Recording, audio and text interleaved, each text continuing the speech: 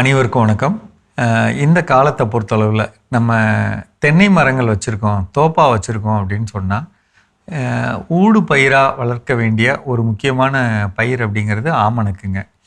இதை யாரெல்லாம் வளர்க்கணும் அப்படின்னு சொன்னால் இந்த பொள்ளாச்சி, திருப்பூர், ஈரோடு, திண்டுக்கல், தேனி, விருதுநகர்,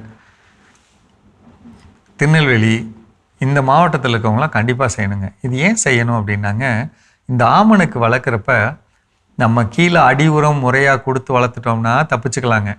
இப்போ உதாரணத்துக்குங்க, நடவு செய்கிறப்ப இருந்தே ஒரு மரத்துக்கு குறைந்தபட்சம் 10லேருந்து 20 கிலோ மக்குன சாணம், மண்புழு உரம்னா 2 கிலோ, வேப்பம் புண்ணாக்கு அப்படின்னா 1 கிலோ அல்லது 2 கிலோ,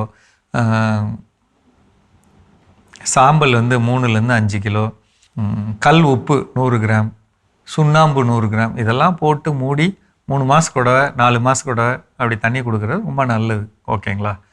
ஆனால் என்ன நடக்குது அப்படின்னாங்க, பொதுவாகவே புதுசாக வாங்கிட்டு வந்து வைக்கிற கண்ணுக்கு எந்த சத்தும் கொடுக்கக்கூடாது, வண்டு வந்துடும் அப்படி இப்படின்னு சொல்லிட்டு கொடுக்கக்கூடாதுன்னு சொல்லிடுறாங்க. அது என்ன இருந்தாலும் ஒரு சின்ன குழந்தை மாதிரி அதை கொண்டுட்டு வெயிலில் வச்சு வளர்க்குறோம் அப்படிங்கிறப்ப முறையாக தண்ணி தரணும், பாதுகாப்பு தரணும். அது எப்படி இருந்தாலும் பயிர் திடமாக ஒரு ஸ்ட்ராங்காக இல்லைன்னா கண்டிப்பாக வண்டு கடிக்க தான் செய்யும். வண்டை பயிரை தலையை தூக்கி பார்த்தீங்கன்னா அந்த இலைகளில் வி மாதிரி வெட்டியிருக்கும், இலை வெட்டியிருக்கும். ஏன்னா உள்ளேருந்து வரும்போதே குருத்தை அது மூக்கு வச்சு ஒரு தடவை குத்துச்சுனாலே அது திருகி வெளியில் வரப்போ அந்த வி மாதிரி கட்டு வந்துடும். அப்போ அது வருது அப்படின்னாலே உள்ளே வண்டு இருக்குதுன்னு அர்த்தம். அப்போ அந்த வண்டை சரி பண்ணுறதுக்கு நம்ம அதுக்கு வேணும் கவனங்கள் கொடுத்து தான் ஆகணுங்க. அதனால் நான் என்ன சொல்ல வரேங்க, அடி உரம் ரொம்ப ரொம்ப முக்கியம். இந்த அடி உரம் கொடுக்கறதுக்கு முக்கியத்துவம் கொடுங்க. அதே மாதிரி இந்த தென்னை மரத்தை பொறுத்தளவில் இந்த வண்டு தாக்கம் இருக்கக்கூடாதுன்னா நம்ம நிலத்தை சுத்தமாக வச்சுருக்கணுங்க. தேவையில்லாத கட்டைகள் அங்கங்கே கிடக்கிறது, என்ன சொல்லுது, ஈரமாகவே இருக்கக்கூடிய பகுதிகள், முக்கியமாக மாடு வச்சுருந்தோம்னா அதோட சாணத்தை ஒரு இடத்துல கொட்டி வைக்கிறப்ப அதை கொஞ்சம் கவனம் இல்லாமல், இப்போ உதாரணத்துக்குங்க அந்த உரக்குழியில் நம்ம மெட்டாரேசியம் பயன்படுத்த சொல்கிறோம். ஒரு 1.5 மாதத்துக்கு கூடவே 1 லிட்டர் கலந்து கீழே ஊற்றி விட்ருங்க, அந்த வண்டு பெருக்கம் வராதுன்னு சொல்கிறோம். அதெல்லாம் நம்ம செய்யாமல் வந்தோம்னா இந்த வண்டு பெருகி அங்கே போயிடும். அதனால் இந்த கவனம் வச்சுக்கணும். இப்படி நிலமையில் ஊடு பயிராக நம்ம என்ன வளர்க்கணும்னா ஆமணக்கு வளர்க்கணும். இந்த ஆமணக்கு பயிர்களோட இடைப்பகுதியில் சீரான இடைவெளியில் நம்ம நட்டுக்கிறப்ப நம்ம மரங்களில் வெள்ளைப்பூச்சி தாக்கம் 100% குறைஞ்சிருங்க.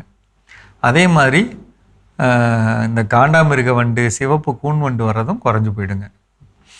இது உங்களுக்கு நீங்கள் பராமரிப்பு குறைவுனாலும் உங்களுக்கு உங்கள் பயிர் சிறப்பாக இருக்க வாய்ப்பு இருக்குது.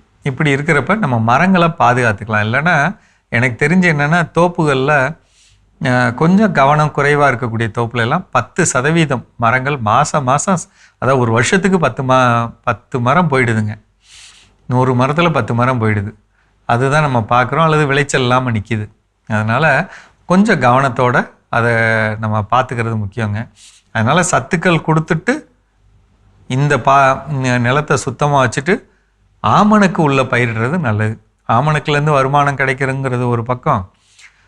அதாவது நம்ம நாட்டு வகை ஆமணக்குக்கு தாங்க பட்டம்லாம் இருக்குது, இந்த பட்டத்தில் வளர்க்குறது. அதே மாதிரி என்ன சொல்கிறது, மானாவாரியாக வளர்க்குறதுக்கு தான் பட்டம்லாம். ஏன்னா அது குறிப்பிட்ட நேரத்தில் அங்கே மழை வரும், மழை காப்பாற்றிக்கும் அப்படிங்கிறது. இப்போ நம்ம தண்ணி ஊற்றி பாய்ச்ச போகிறோம்னா அதெல்லாம் ஒன்றும் இல்லைங்க. ஹைப்ரிட் விதைகள்லாம் நிறையா இருக்குது, நம்ம சொன்னால் வெடிக்கிற மாதிரி ரகம்லாம் நிறையா இருக்குங்க. அந்த மாதிரி ரகங்களை வாங்கி நீங்கள் போட்டுக்கிறது நம்ம தென்னை மரத்தையும் பாதுகாக்கும், அதுலேருந்து விளைச்சலும் நமக்கு கிடைக்க வாய்ப்பு இருக்குங்க. ரெண்டாவது, அதோடைய இலைகளை நிறைய பூமியில் போட மண்ணில் மிகப்பெரிய சத்துக்கள் கிடைக்கவும் வாய்ப்பு இருக்குங்க. ஸோ இது என்னுடைய முக்கியமான செய்தி இன்றைக்கி என்னென்னா, ஊடு பயிர் நீங்கள் அதில் பண்ணணும் அப்படிங்கிறது தான். அது ஆமணக்காக இருக்கணும் அப்படிங்கிறத நான் உங்களுக்கு சொல்கிறேன். சரிங்களா? மீண்டும் சந்திப்போம்.